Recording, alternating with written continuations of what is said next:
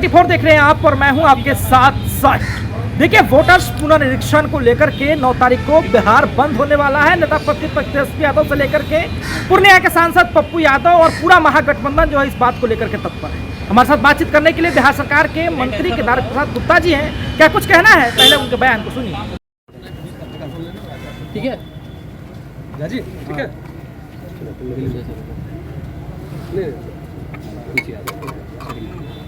Sir, विपक्ष मतदाता पुनरीक्षण मामले को लेकर 9 जुलाई को बिहार बंद कर रहा है। क्या लगता है कि सही में इस मामले को लेकर बिहार बंद की जरूरत है? देखिए, विपक्ष को जो है ना, बिहार की जनता बेरोजगार कर दिया, कोई काम नहीं है, तो इसलिए बेमतलब का काम सब कर रहे हैं। मतदाता पुनरीक्षण तो एक बहुत ही ऐतिहासिक काम हो रहा है और यह राष्ट्र हित में है।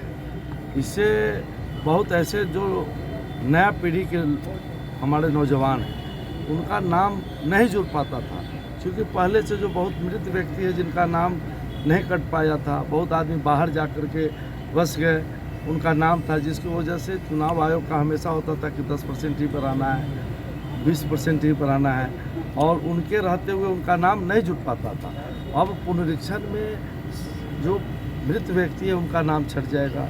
जो बाहर में रहते हैं, 2 जगह उनका नाम था, उसमें एक जगह से कट जाएगा, तो नए पीढ़ी के लोगों को मतदाता सूची में नाम जुड़ेगा और नया भारत बनाने में उनका भी बहुत बड़ा। लेकिन जो डॉक्यूमेंट्स मांगे जा रहे हैं वो डॉक्यूमेंट्स शायद जनता के पास अवेलेबल नहीं है। सारा डॉक्यूमेंट्स जनता के पास है और सारा विकल्प जनता को दिया गया है। देखिए, कहीं ना कहीं ये समय को लेकर के भी विपक्ष जो है सवाल खड़ा कर रही है कि बहुत कम समय मिल पाया है, इतना में पॉसिबल नहीं है। देखिए, समय देना चुनाव आयोग का काम है और मैं समझता हूं कि चुनाव आयोग सारे विषयों पर समझते हुए समय दिया गया।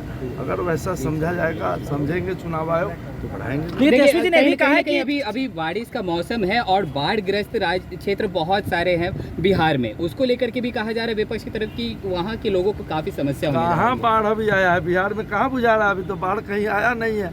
ये विपक्ष को बुझा है, काल्पनिक बाढ़ उनको आ गया। तेजस्वी जी ये भी कह रहे हैं कि भाई ये चाल हो सकती है, पहले वोटर लिस्ट से नाम काटेंगे, फिर आपका अनाज पानी बंद करेंगे, पेंशन बंद करेंगे, ये चाल है इन लोगों की। किसी का नहीं, कभी किसी को नाम नहीं काटा जाएगा गलत, और किसी का राशन बंद नहीं होगा। उनके शासन में हुआ था क्या? विपक्ष के शासन, विपक्ष का भी तो शासन था।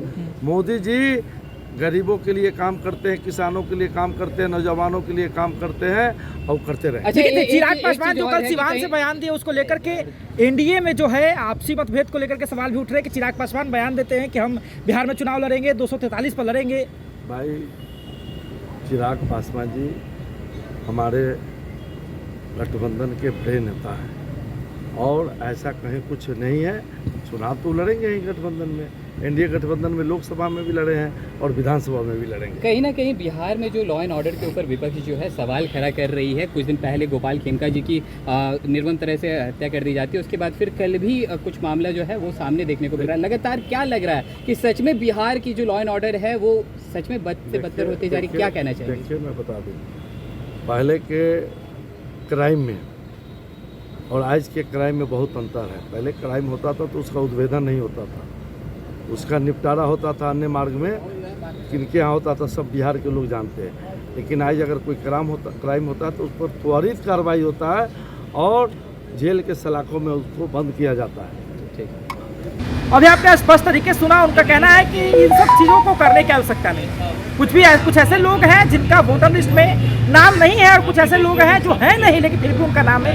इन सब चीज़ों का जो है गहन पुनर्निरीक्षण करना बहुत अच्छी पहल है इलेक्शन कमीशन का। फ्री एंड फेयर जो है इलेक्शन करवाने का एक अच्छा जो है सुनिश्चित योजना हो सकता है। आपको बता दें कि लगातार नेता प्रतिपक्ष कह रहे हैं कि बिहार में गहन पुनर्निरीक्षण तब किया जा रहा है जब बिहार बाढ़ जैसी स्थिति से जूझता है। उसको लेकर के उन्होंने कहा कि बिहार में बाढ़ नहीं आ रहा और साथ ही में जो है जितने भी लोगों को इलेक्शन कमीशन ने नियुक्त किया है इस पुनः गहन निरीक्षण को लेकर के सब लोग तत्परता से अपने काम को कर रहे हैं। साथ ही में जो है चिराग पासवान ने कल जो सिवान से बयान दिया उसको लेकर के एनडीए में कहीं ना कहीं खलबली है, लेकिन एनडीए के जितने जो घटक दल के नेता हैं सब इस बात को लेकर के चुप्पी साधे हैं, चिराग पासवान पर कुछ खुलासा कर नहीं। अब आप क्या समझते हैं और देखना भी बड़ा दिलचस्प होगा कि क्या चिराग बाबू चुनाव तक एनडीए का साथ निभाते हैं या फिर बागी बनेंगे। आप क्या समझते हैं? अपनी प्रतिक्रिया हमें कमेंट बॉक्स में जरूर दें। फिलहाल धन्यवाद। आप एक 24 देख रहे हैं।